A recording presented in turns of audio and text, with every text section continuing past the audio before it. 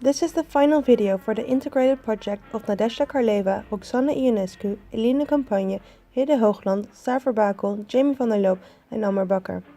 We've chosen for the company HEMA, which stands for Hollandse Eenheidsprijs en Maatschappij Amsterdam, founded on the 4th of November 1926 because of the unique concept and typical Dutch association it has.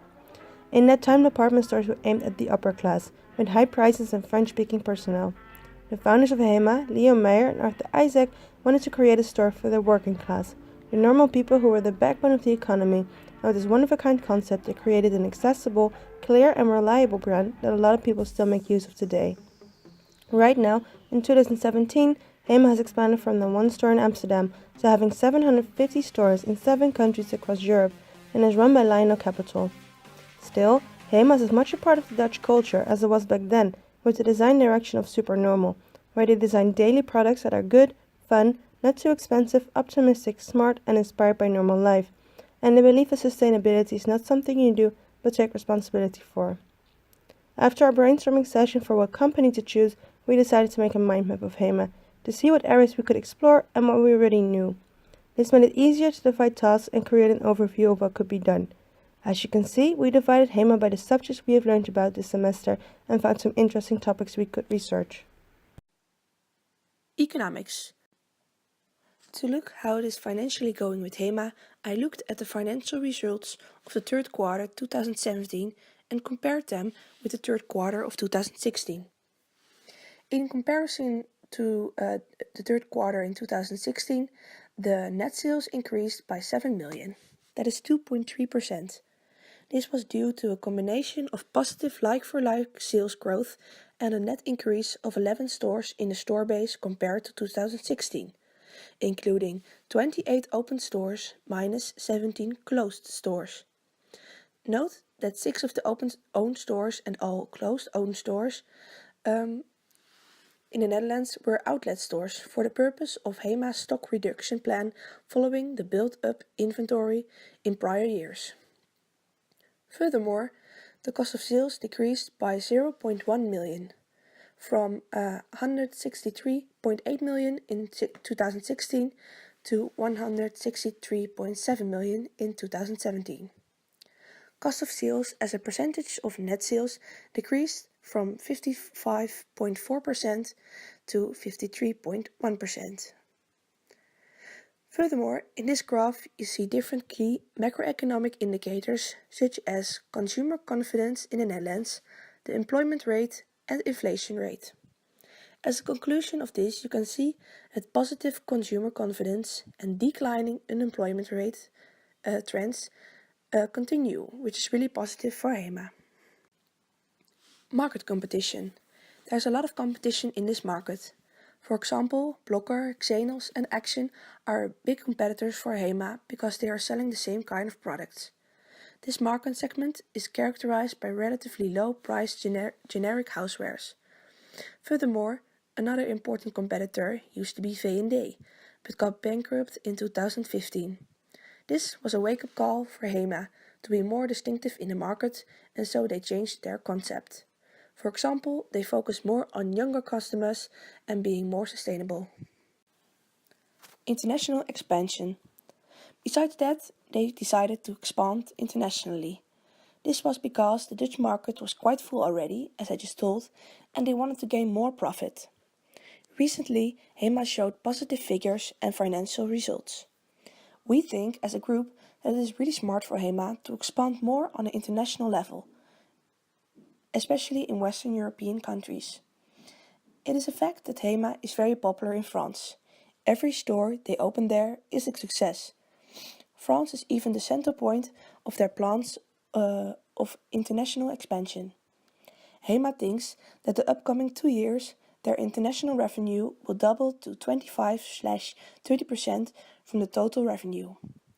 For example, after the first quarter from 2017, HEMA reported that the net sales of the Netherlands was 217.9 million euros, and in Belgium and Luxembourg together 33.4 million. In France, it was 22.7 million. Here you see that HEMA is doing quite well in France. We think that it is because the French market is quite comparable with the Netherlands. When we look at France, we see that it's a quite stable economy. There is more certainty and so better to speculate. First of all, in France, the current consumer price index is 1.55, so that is 1.5%. This is quite okay, since the most favorable inflation rate could be between 1 and 2%. Here you see that the gross domestic profit of France in 2016 grew in comparison to 2015 as well.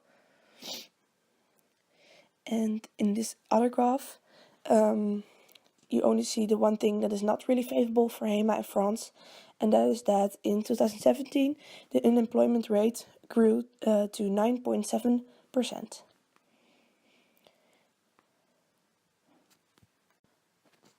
Government. HEMA wants to be there for everyone and is therefore in dialogue with different parties that are important for the future of the organization. HEMA engages with these parties in different ways and about different issues. For example, they are in dialogue with the local government and taking part in meetings it organizes. Where relevant and possible, insights gained are implemented in their policy and working processes. We'll start off with employment law. HEMA's management style is aimed at creating conditions in which their employees are involved in and feel responsible for their work. HEMA offers good, safe and healthy working conditions. Every employee has an obligation to treat confidential data with due care. Employees who handle confidential data have a confidentiality obligation both during and after the term of their employment contracts or after completion of the work. Secondly, we have patent, copyright and trademark. HEMA is proud of the strong brand that it has built over the many years of its existence and handles this strong brand with care. HEMA has therefore come to clear agreements regarding the use of the HEMA brand, logo and footage of well-known HEMA products, like for example the HEMA sausage, Jip en Janneke articles or the Le Lapin kettle. HEMA does not allow any of her intellectual property rights to be reproduced or published by third parties without explicit permission from HEMA beforehand. An example is HEMA Design Dating. Let's Design Week HEMA offered students who participate in a design program or who graduated in one within 2 years of their participation date a chance to develop their socially responsible or sustainable ID further. Not for themselves, not for HEMA, but for everyone. The concept HEMA Design Dating is an example of a trademark by HEMA. The winner of the HEMA Design Dating retains ownership over his or her ID. HEMA just gives you the opportunity to develop this ID together with the HEMA professionals. And thirdly, mergers and acquisitions. HEMA is a limited liability company with its registered seats and support office in Amsterdam.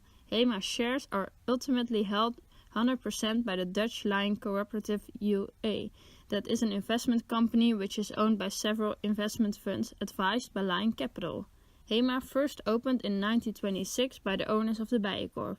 Till 2007, HEMA was owned by Maxeda, but it was then sold to a British investment company called Lion Capital. In 2010, Lion Capital already tried to sell HEMA to Ahold, but the price was too high, so this failed. This year, in 2017, Lion Capital is again trying to sell HEMA.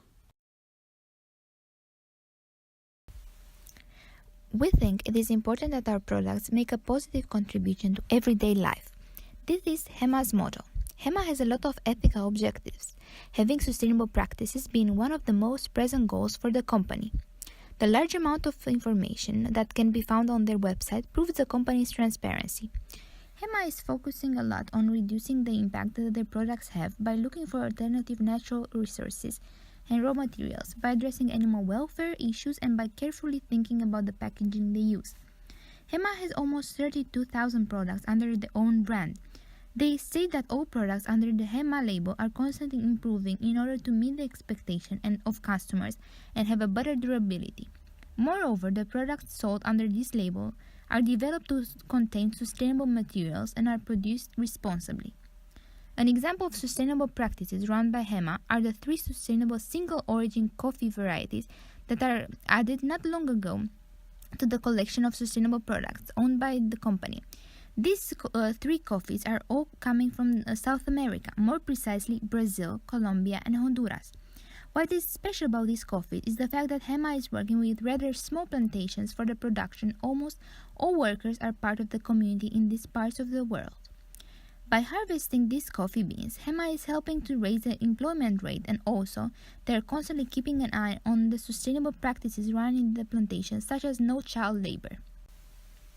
Moreover, HEMA is helping a lot the community in India by purchasing fair trade organic tea from two plantations located there, Kotada and Velbek. The company is also offering the tea pickers a social premium set by the fair trade for every kilo of tea.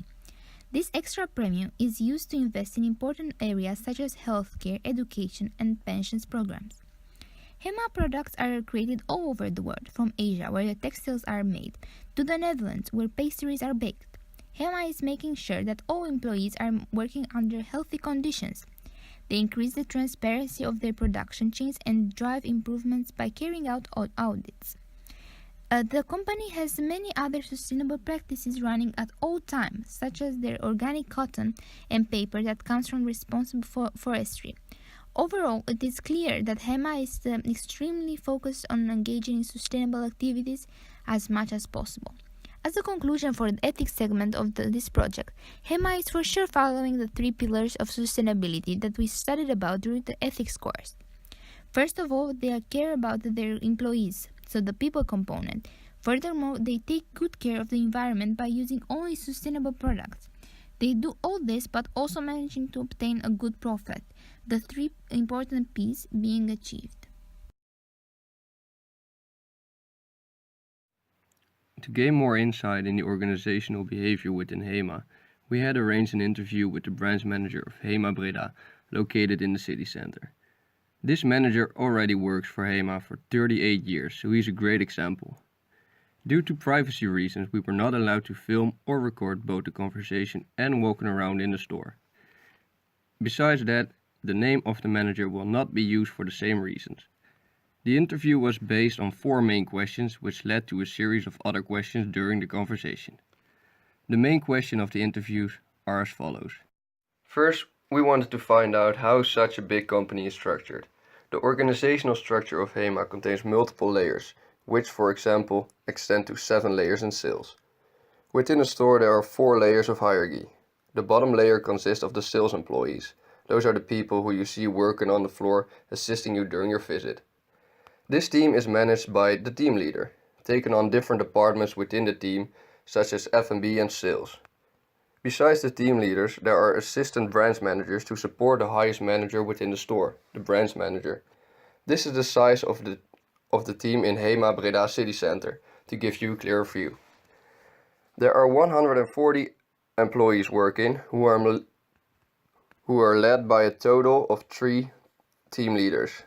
Then there are 2 assistant managers. The 3 team leaders and the 2 assistant managers report directly to the branch manager, so that the branch manager doesn't have to keep contact with 145 employees. Then, above the branch manager, there are regional operational managers. Regional operational managers have approximately 30 HEMAs that report to him. Then, per country, there are 1 or 2 sales leaders, and finally the boss of the sales department. So there are many levels, but yet HEMA has a low power distance. Respect is shown to their superiors, but everyone is equal. The CEO of HEMA even has a monthly flyer with information about what he has done that month. At the bottom on the flyers it reads, "Come over to make a selfie with me when you see me." Added are selfies of employees with the CEO of HEMA. During the interview, we dug deeper into the importance of the contingency theory. With a team of 145 employees to look after, it is very important to know how to motivate every employee. It has become a part of managing, according to the managers we've interviewed. At HEMA, the managers are encouraged to use participative management to motivate the employees into being creative and coming up with their own ideas. The situation and surrounding of a person should always be taken into consideration. By using participative leadership, you already positively influence the willingness of the employees. So that takes away 2 of the 4 leadership styles to switch between. Mostly the managers take a supporting role in the situational leadership styles of Hershey and Blanchard. The information received through our interview, it is safe to say that this HEMA manager pushes through theory Y, which is a decentralized style according to Douglas McGregor. The employees of HEMA are motivated by the participative leadership encouraged by the managers. HEMA wants the employees to be creative and come up with their own ideas about positive changes, so that employees have the feeling of being heard and acknowledged. Motivation should not be derived from financial aspects. It should come from participation and willingness to work instead, which is exactly what HEMA wants to accomplish.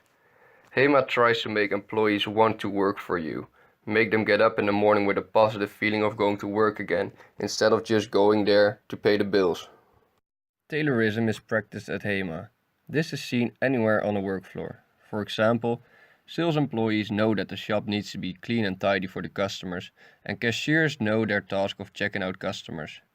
So, specific tasks are given to the employees, which are often short, repetitive task sequences that are standardized. To make sure that all tasks are clear to the ones fulfilling them, the employees are trained based on their job title, so that they only learn what they are expected to do. Investigative abilities. For investigative abilities, we tried a few different research methods to find out as much as we could about HEMA. As told in the introduction, we began with brainstorming to choose a company. In this way, we could figure out what company would be liked most by all of us. We all wrote a company down and later on opened all of the cards to see which one was written down the most. This company was HEMA. After that, we made a mind map with our entire group to really put down what should happen and what we should focus on per subject. This way of researching is linked to all of our subjects. For most subjects, we did a desk research, which for us meant gathering information about HEMA via the internet. During this research, we found out that HEMA is very open about their financial information, so this really helped out with our economical part. We learned how to do desk research due to our IA course. For organizational behavior, we wanted to do a qualitative research, so we chose to do an interview with the manager of HEMA Breda. This was to gather some inside information that we couldn't find on the internet. It was an inductive research, because there wasn't any theory linked to it. This happened later on in the organizational behavior part. In conclusion, we would like to say that the company showed us how to connect the theory with the practical side of doing business. Business law and ethics are not only connected as a program in NHTV, but also in HEMA. This could be seen where we study sustainability in the ethics course and business and law. Law has to be built upon the ethical responsibilities and both aspects outcome in the subject economics, because they result in numbers at the end. For example, the profit and loss are connected to the way of making the products. If the company is not being sustainable and it's not considering the ethical issues, the losses might go up, and that will affect the economy in the firm. With this project, we were able to better understand how a big chain like HEMA functions, and we were very impressed.